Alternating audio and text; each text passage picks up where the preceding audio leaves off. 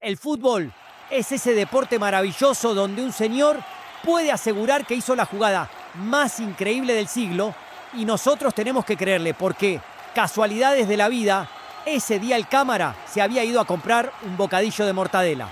La historia del gol de la Rúa Javari es el equivalente deportivo a cuando tu amigo te dice que pescó un tiburón de 3 metros, pero que justo se quedó sin batería en el móvil para la foto.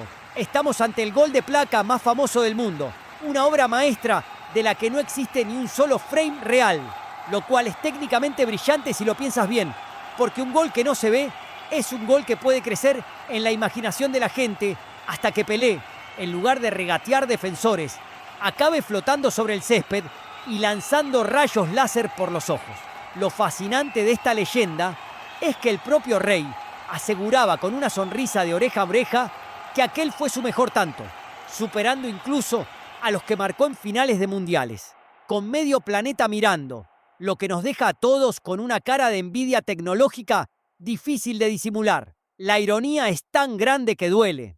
El hombre que más goles ha marcado en la historia tiene su obra cumbre archivada en el cajón de las cosas que pasaron de verdad de la buena, te lo juro. Hoy vamos a diseccionar este mito que navega entre la genialidad absoluta y el me lo he inventado un poquito para que suene mejor, viendo cómo pasamos de un estadio humilde en Brasil a una reconstrucción por ordenador que parece sacada de un videojuego de principios de los 2000.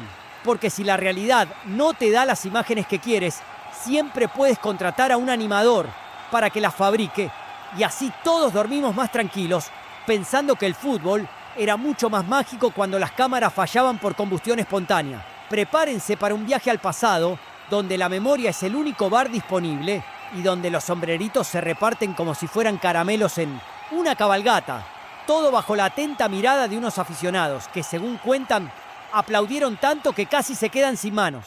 Para entender este lío, tenemos que viajar a 1959. Un año donde los pantalones cortos eran peligrosamente cortos y la televisión era algo que solo le pasaba a la gente con mucho dinero o mucha suerte. El escenario de la supuesta magia fue el estadio de la Rúa Javari, un campo tan acogedor que si dabas un grito fuerte, probablemente te oían en la panadería de la esquina, donde el Santos de un Pelé de apenas 18 años se enfrentaba al Club Atlético Juventus. Imaginen la escena, Pelé ya era una estrella, ya había ganado un mundial, pero ahí estaba él, jugando en un torneo regional ante unas 10.000 personas que probablemente estaban más pendientes de que no les diera un golpe de calor que de pasar a la posteridad. El partido no era una final de la Champions ni el evento del siglo, era un martes cualquiera en el Campeonato Paulista, lo que explica perfectamente por qué no había una unidad móvil de televisión con 40 cámaras siguiendo cada movimiento del Rey. La falta de cobertura es el primer ingrediente de este guiso narrativo, porque en 1959, si no estabas en el Maracaná, básicamente estabas en el anonimato visual más absoluto, lo que permitía que las leyendas florecieran como champiñones después de la lluvia. La anécdota cuenta que incluso los hinchas del Juventus, que se supone que deberían estar odiando al rival, terminaron ovacionando a Pelé durante varios minutos tras el gol, lo cual es o una señal de deportividad extrema o es que el gol fue tan absurdo que hasta el portero quiso pedirle un autógrafo en mitad de la jugada. Es el contexto perfecto para una historia que se vuelve más grande cada vez que alguien la cuenta en una cena familiar después de un par de copas, transformando un partido de liga local en el nacimiento de un mito que todavía hoy nos tiene aquí hablando de algo que técnicamente podría no haber ocurrido nunca de esa manera exacta, pero como es Pelé y como era el Santos de los años 50, le compramos la historia con todo y lazo, porque a quien no le gusta pensar que el fútbol antes era una mezcla de ballet, circo y magia pura sin interrupciones publicitarias cada 5 segundos. Entremos ahora en lo que supuestamente ocurrió en el césped y prepárense, porque la descripción parece más una coreografía de Jackie Chan que una jugada de fútbol normal y corriente según los estándares de los mortales. Según el relato del propio Pelé y de algunos periodistas que juran por sus antepasados que estaban allí, la cosa empezó con una recepción tranquila en el borde del área, nada que hiciera sospechar que se venía el apocalipsis para la defensa rival. Entonces, Pelé decidió que tocar el suelo estaba pasado de moda y le hizo un sombrerito al primer defensa, elevando el balón por encima de su cabeza con la elegancia de quien aparta una cortina. Pero claro, uno no es suficiente para el rey. Así que cuando llegó el segundo defensor, ¡pum! Otro sombrerito, sin que la pelota tocara el césped, manteniendo el balón en el aire como si tuviera un imán en la bota o estuviera jugando contra conos de entrenamiento. La cosa se pone de risa cuando llega el tercero y Pelé, que debía estar pasándoselo pipa, le hace un tercer sombrero al último defensa antes de encontrarse cara a cara con el portero, un señor llamado Mao de Onza, que significa manos de jaguar, aunque ese día se ve que el jaguar estaba de siesta. Para humillar un poco más al pobre hombre, Pelé le hizo el cuarto sombrerito consecutivo al portero. Y solo entonces, cuando ya se había reído de toda la línea defensiva, empujó la pelota de cabeza a la red para terminar la faena. La característica clave que todo el mundo enfatiza con una intensidad casi religiosa es que el balón no tocó el suelo en ningún momento desde que Pelé lo recibió hasta que entró en la portería, algo que desafía las leyes de la física y la paciencia de cualquier entrenador. Es una secuencia que, si la ves en una película, dices que el director se ha pasado con los efectos especiales, pero que en el relato oral de la Rúa Jabari se acepta como una verdad absoluta porque queda muy bien en las biografías. Mao de Onza, el portero, se pasó el resto de su vida contando cómo fue víctima de semejante humillación, lo que le da un toque de veracidad trágica a la historia. Porque nadie inventaría una historia donde te dejan en ridículo 4 veces seguidas en 10 segundos solo por amor al arte. Ahora viene la gran pregunta que se hace todo el mundo.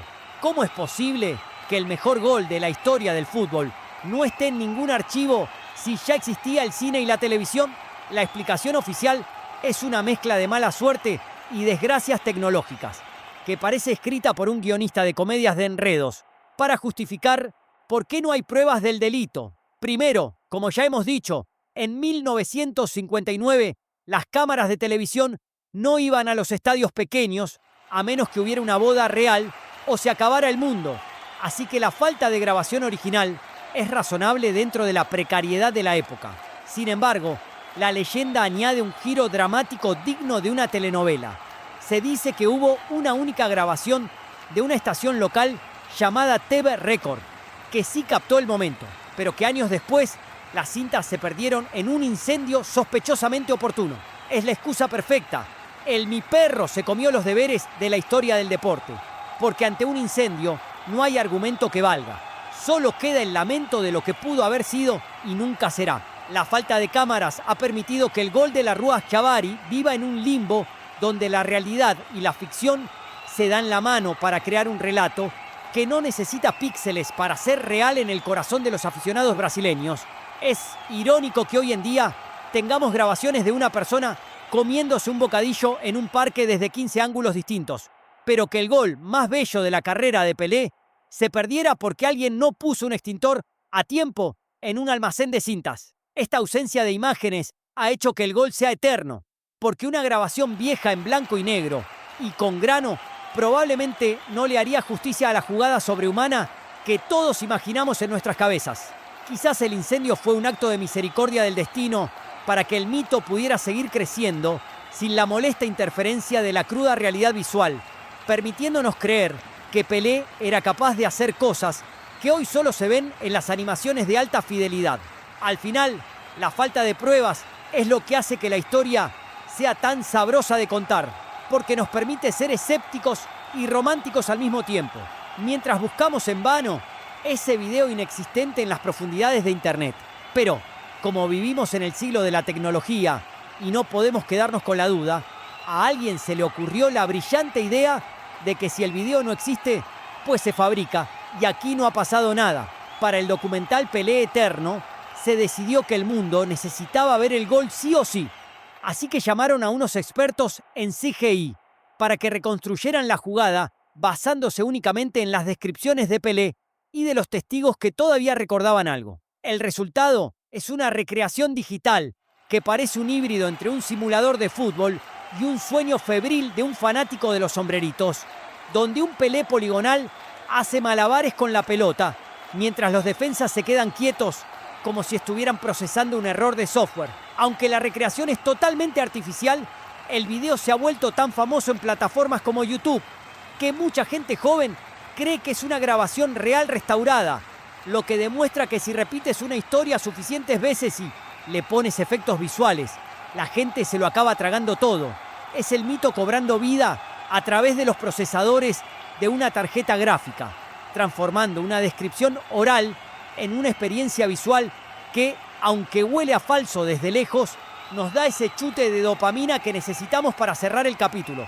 La tecnología ha permitido que las nuevas generaciones no tengan que imaginar los cuatro sombreros, sino que puedan verlos en alta definición, aunque el Pelé digital se mueva con una fluidez que probablemente ni el Pelé real de 18 años tenía un martes por la tarde. Esta reconstrucción tecnológica es el triunfo definitivo del deseo sobre la realidad. Una forma de decir que si la historia es lo suficientemente buena, no vamos a dejar que un pequeño detalle como la inexistencia de la grabación nos estropee la diversión. El gol de la Rúa Javari ha pasado de ser un susurro en los bares de Sao Paulo a ser un archivo MP4 que viaja por todo el planeta, consolidando la idea de que Pelé era un superhéroe que simplemente tuvo la mala suerte de vivir antes de la invención del iPhone. Al final, da igual si fue exactamente así o si Pelé se emocionó un poco al contar la historia 50 años después, porque el video digital ya está ahí, para recordarnos que en el fútbol, como en la vida, lo que importa no es lo que pasó, sino lo bien que sepas contarlo para que parezca una leyenda. ¿Es esto ficción o realidad? Esa es la pregunta que los escépticos más aburridos siguen haciendo. Como si importara mucho si el tercer sombrero fue un poco más bajo de lo que dice el mito, o si el defensa se tropezó solo. El relato de Pelé fue consistente durante toda su vida, y cuando un hombre que ha ganado 3 mundiales te dice que su mejor gol lo hizo en un campo pequeño y nadie lo vio, lo mínimo que puedes hacer es darle el beneficio de la duda y disfrutar del cuento. La historia ha quedado grabada como el gol de placa más famoso del mundo, un término que en Brasil se usa para los goles tan buenos que merecen una placa conmemorativa en el estadio. Aunque en este caso la placa debería estar dedicada al cámara que no fue. Es la belleza del fútbol antiguo. Ese que se alimentaba de crónicas de radio y de abuelos que exageraban las hazañas de sus ídolos hasta convertirlos en semidioses capaces de regatear a toda una ciudad si se lo proponían. Los que dudan dicen que es físicamente imposible hacer 4 sombreros seguidos sin que la pelota se te escape o te den una patada en la espinilla. Pero esos son los mismos que analizan las películas de superhéroes buscando fallos en la capa. El gol de la Rúa Javari es real, porque queremos que sea real, porque el fútbol necesita estos mitos para no convertirse en una simple hoja de estadísticas y datos de rendimiento por kilómetro recorrido. Pelé se llevó el secreto de la jugada exacta a la tumba, dejándonos solo esa reconstrucción digital que es un recordatorio constante de que hubo un tiempo donde la magia no necesitaba ser grabada en 4K para ser eterna. Quizás algún día, en un sótano polvoriento, alguien encuentre una cinta vieja con la etiqueta Santos 1959 y descubramos que el gol fue incluso más increíble. O quizás descubramos que Pelé solo le dio un punterazo y el portero se resbaló con una piel de plátano. Pero hasta que ese día llegue, seguiremos contando la historia de los 4 sombreros con la fe de quien narra un milagro, porque la leyenda de la Rúa Javari es el mejor recordatorio de que el rey siempre tenía un truco guardado en la manga, incluso cuando nadie estaba mirando. ¿Te imaginas que ahora descubrimos que el portero Mao de Onza era en realidad un holograma? Sería el giro final perfecto para esta historia que se niega a morir. Sería fantástico si pudiéramos recrear otros momentos perdidos de la historia con este mismo nivel de detalle exagerado. O si prefieres, podemos intentar buscar ese vídeo fantasma en las profundidades más oscuras de los archivos de internet para ver si el incendio se dejó algo sin quemar.